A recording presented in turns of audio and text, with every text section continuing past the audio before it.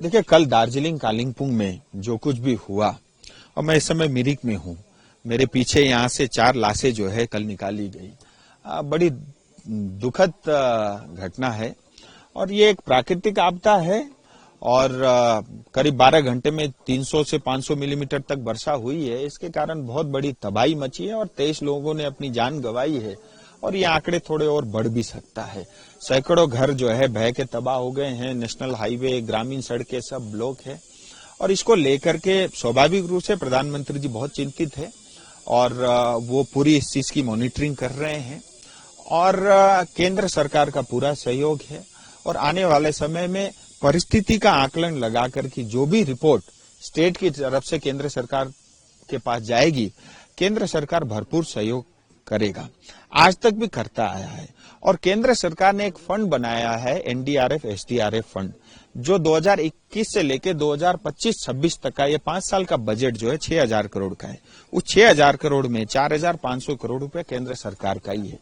मेरा आपके माध्यम से, एनआई के माध्यम से मुख्यमंत्री ममता बनर्जी को ये निवेदन रहेगा कि आज वो सिलीगुड़ी, दार्जिलिंग आ रही है, आते ही कृपया इसको डिजास्टर घोषित करें, क्योंकि तीस्ता के समय आपने गलती की थी और अगर आप इसको इमीडिएटली, अगर आप जैसे ही नेशनल डिजास्टर, स्टेट डिजास्टर घोषित करते हैं तो घोषणा होते ही उसका 10% 130 करोड़ रुपए इमीडिएटली हमारे लोगों को मिल जाएगा, उस जिले को जहां पे भी इस तरह का डिजास्टर होता है। मुझे लगता है 130 करोड़ रुपए इमीडिएटली हमारे लोगों के लिए, राहत कार्य के लिए बहुत बड़ी मदद होगी। और टॉप अप इट, इसके ऊपर जो भी केंद्र सरकार को करना होगा हम रिपोर्ट बना करके भेज रहे हैं, केंद्र सरकार जरूर करेगी। और कल भी एक रिपोर्ट बना करके मैंने पीएमओ तक भेजी है, गृह मंत्रालय को भी दिया है और सब लोग इस चीज की क्लोजली मॉनिटरिंग कर रहे हैं। सर, स्टेट गवर्नमेंट को रोल के लिए क्या कहेंगे? लोकल लोग की काफी अभियोग है, बहुत दिन से ड्रेनेज सिस्टम सही नहीं था। और देखिए, यहाँ पे मुझे बताया लोकल ने ड्रेनेज सिस्टम को लेकर के बीडीओ के पास, एसडीओ के पास उन्होंने आवेदन दिया था, लेकिन उसकी कोई सुनवाई नहीं हुई।